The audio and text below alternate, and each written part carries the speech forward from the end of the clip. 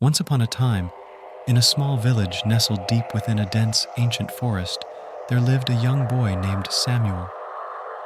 This village was known for its eerie reputation. The villagers spoke of strange happenings that occurred at night, under the silver glow of the moon, when the trees whispered secrets and the shadows seemed to come alive.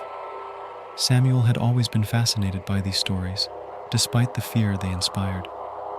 One moonlit night, as he lay in his cozy little bed, he heard a gentle tapping on his windowpane. His heart raced, and he pulled his blanket up to his chin, too frightened to move. Tap, tap, tap. The sound grew louder and more insistent, like bony fingers rapping on the glass. Summoning all his courage, Samuel finally managed to inch closer to the window.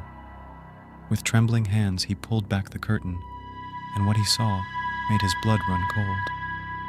A pale, ghostly face peered in at him, with hollow eyes that seemed to see into the depths of his soul. It was the face of a young girl, her hair tangled like dark, twisted vines, and her lips a shade of blue that matched the midnight sky.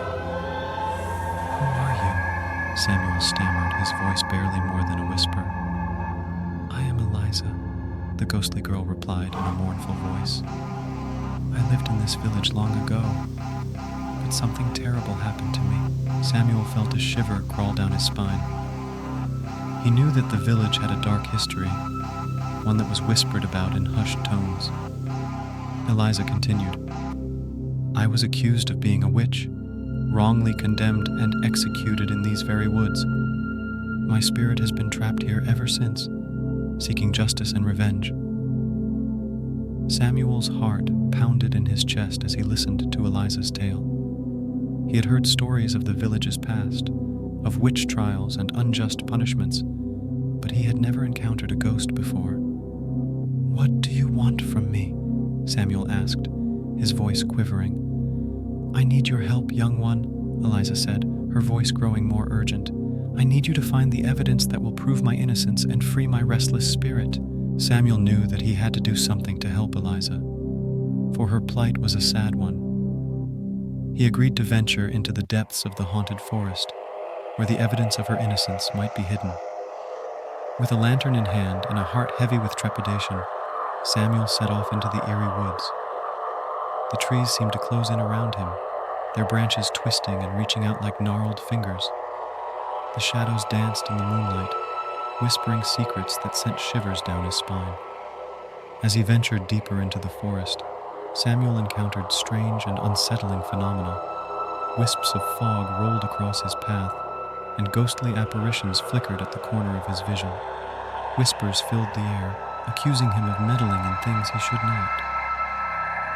But Samuel pressed on, his determination unwavering. He knew that he had to find the evidence that would clear Eliza's name and bring peace to her tormented spirit. Finally, after what felt like an eternity, Samuel stumbled upon an old, forgotten grave hidden beneath the gnarled roots of a massive oak tree. The grave bore Eliza's name, and beside it lay a tattered journal filled with the words of a young girl unjustly accused.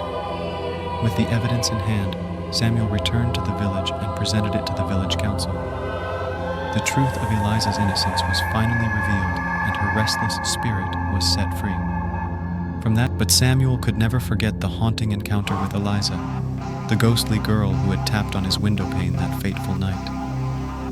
And whenever he heard the wind rustling through the trees and the shadows grew long, he remembered the chilling tale of the village in the haunted forest.